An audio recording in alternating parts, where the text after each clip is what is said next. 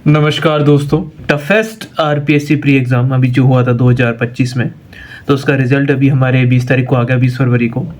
तो आज उसके बारे में बात करें कि क्या मेरा रिज़ल्ट रहा, मेरा क्या स्कोर था और कट ऑफ क्या रही है, और थोड़ा उसके बारे में बात करेंगे। अगर आपका नहीं हुआ है तो उसके बारे में आगे क्या आपकी स्ट्रैटेजी होनी चाहिए।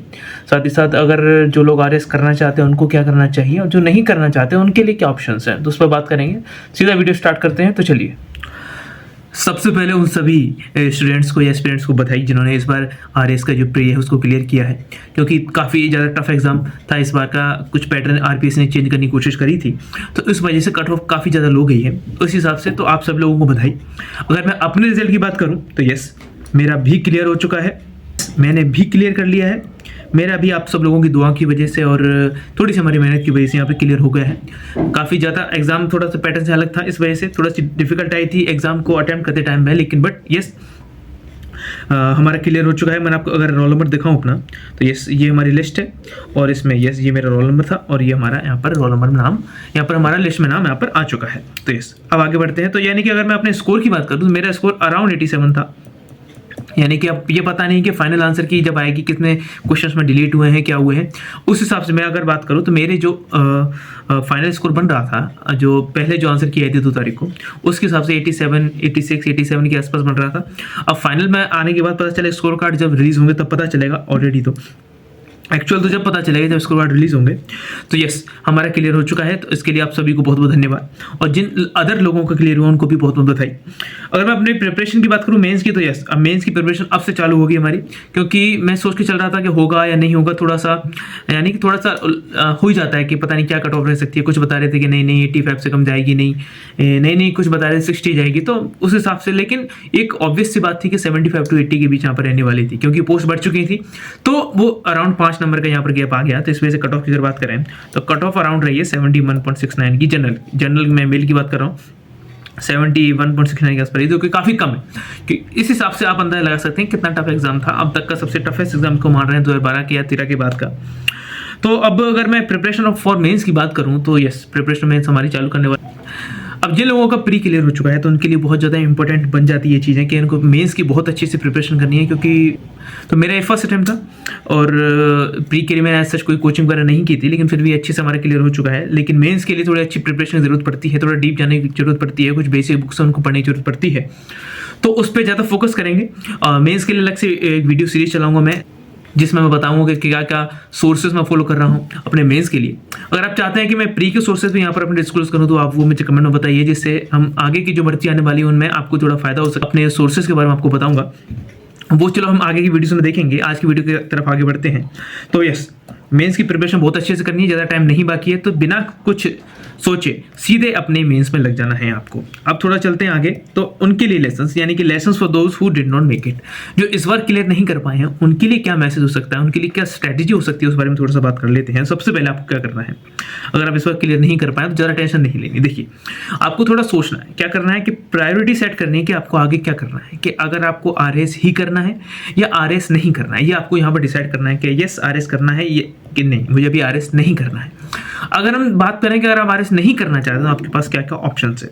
अगर आप आरएस नहीं करना चाहते हैं तो आपके पास अभी स्टेट के काफ़ी एग्जाम है, 2025 के अंदर काफ़ी भर्तियां यहाँ पर पेंडिंग है अभी, जो आपके सामने धीरे धीरे आने वाली, क्योंकि कैलेंडर्स काफ़ी जो हमारे संस्थाएं उन्होंने जारी कर चुके हैं, चाहे वो एसएससी हो या फिर यानी कि राजस्थान का जो कर्मचारी बोर्ड हो वो हो, या फिर आरपीएससी हो, अपने कैलेंडर्स यहाँ पे जारी कर चुके हैं। तो काफ़ी ज़्यादा एग्जाम आपके सामने आने वाले हैं। यानी कि अगर मैं बात करूँ अभी तो यूआरओ जस्ट आपके सामने ही है, फर्स्ट ग्रेड का एग्जाम है, पटवार का एग्जाम है, वीडियो है, अदर जो एग्जाम्स हैं उनके बारे में आप सोच सकते हैं और अच्छे से अपने प्रिपरेशन को यहाँ पर शेप देके आप क्लियर कर सकते हैं। लेकिन ध्यान रखिएगा, जैसे आरपीएससी ने अपना पैटर्न चेंज किया है, तो आगे के एग्जाम जो आने वाले हैं तो वो इतने ज़्यादा ईजी नहीं होने वाले हैं। उस हिसाब से अपनी प्रिपरेशन को यहाँ पर रखिएगा, तो और अच्छे से प्रिपेयर करिए। 2025 का जो साल है वो भर्तियों वाला साल है, तो इसमें काफ़ी सारी वैकेंसी आपके सामने आने वाली है, और काफ़ी तो आ चुकी हैं, तो ज़्यादा निराश होने की जरूरत नहीं है। आपके सामने काफ़ी सारी अपॉर्चुनिटीज़ हैं, उनको लीजिए और अच्छे से तैयारी करिए। दोबारा से अपना 100% देने की ट्राई करिए कि मैं दोबारा से अपना 100% दूंगा, तो ज़्यादा टेंशन नहीं लेनी है। अगर आप स्टेट की कोई एग्जाम की तैयारी नहीं करना चाहते हैं, या फिर आप ऐसे थे कि यूपीएससी तैयारी कर रहे थे और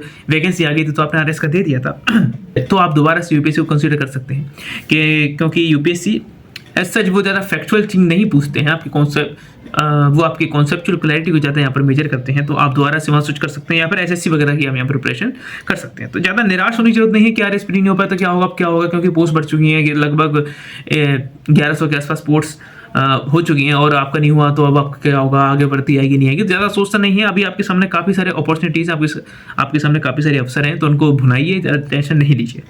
अब ये सोचिए कि अगर आप आरएस ही करना चाहते हैं नेक्स्ट भी, तो आपके सामने क्या क्या ऑप्शन हैं। देखिए, अगर आप आरएस करना चाहते हैं तो देखिए, जो अगली भर्ती आ सकती है वो लगभग या तो दिसंबर तक या जनवरी तक यहाँ पर हमारे सामने आ सकती है। ये टेंशन मत लीजिएगा कि पोस्ट बढ़ चुकी है तो क्या इस साल भर्ती आएगी कि नहीं आएगी, तो ऐसा कुछ लिंकेज नहीं होता है कभी भी। जो भर्ती आनी है वो तो आएगी, या वो दिसंबर में आ सकती है, नेक्स्ट ईयर जनवरी तक आ ही जाएगी, ज़्यादा टेंशन नहीं लेना है। अगर आपका प्री क्लियर नहीं हुआ है और आपको आरएस ही करना है, तो आपके सामने ऑप्शन नहीं है, आपको अभी से मेंस की प्रिपरेशन करनी पड़ेगी।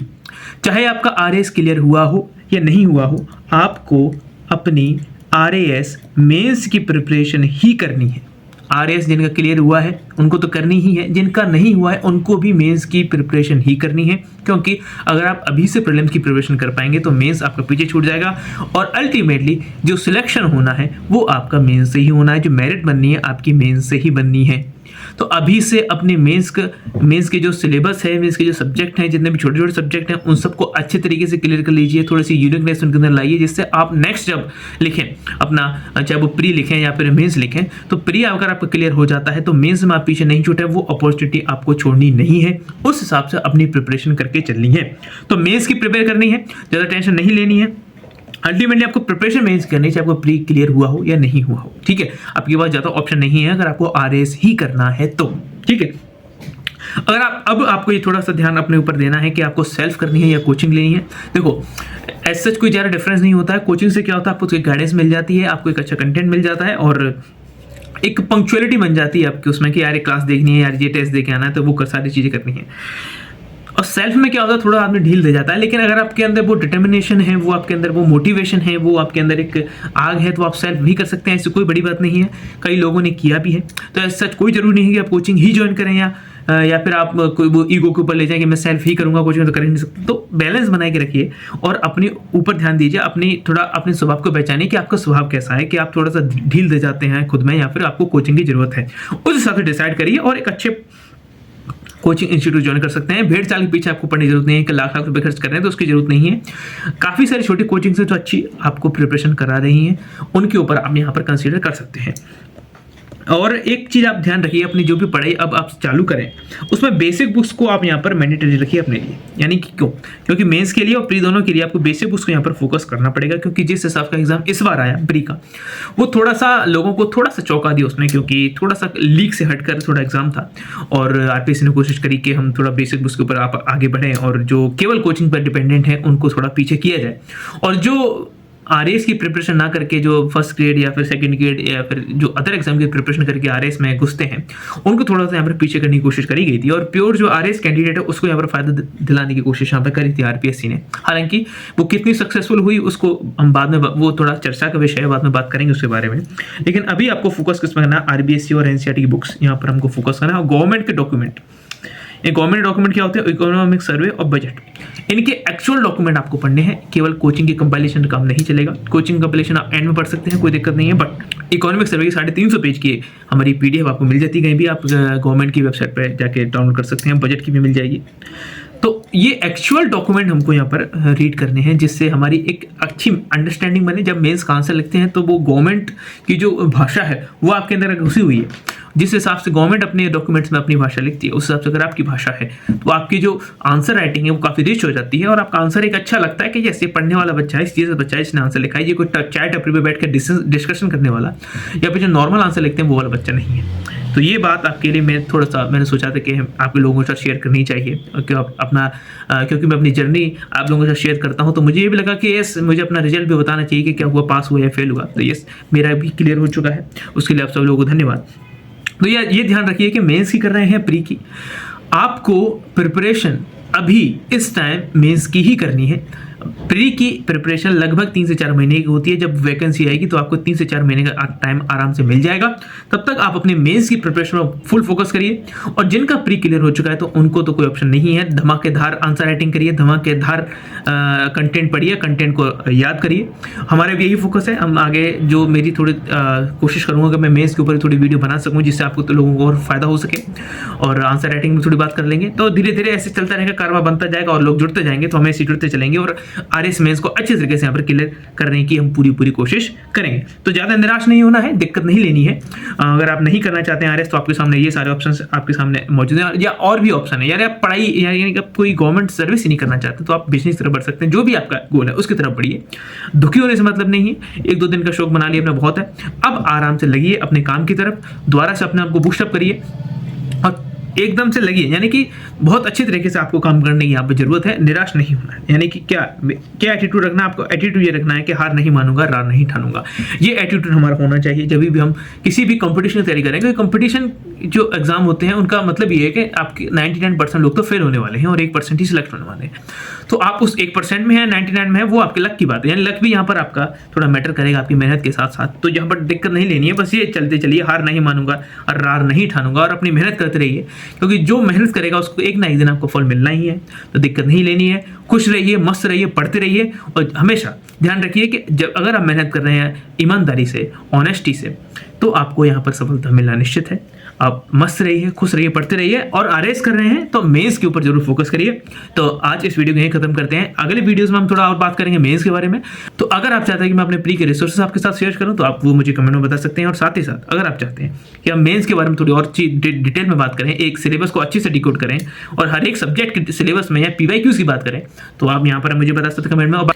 तो मेंस के तो मैं 1-2 वीडियो यहाँ पर प्लान कर रहा हूँ कि मैं जरूर से डालूंगा, चाहे वो पीवाईक्यूज हो या फिर थोड़ी सिलेबस डिकोडिंग हो, चाहे वो ट्रेंड एनालिसिस हो, वो हम डालने की कोशिश करेंगे। तो आप चाहते हैं, अगर आपको वीडियो अच्छा लगा हो तो आप यहाँ पर मेरे चैनल को सब्सक्राइब कर सकते हैं, लाइक कर सकते हैं, वीडियो को कमेंट कर सकते हैं, शेयर कर सकते हैं। तो इसके साथ इस वीडियो को खत्म करते हैं। तो चलिए मिलते हैं आपसे नेक्स्ट वीडियो में। तब तक के लिए खुश रहिए, मस्त रहिए, पढ़ते रहिए।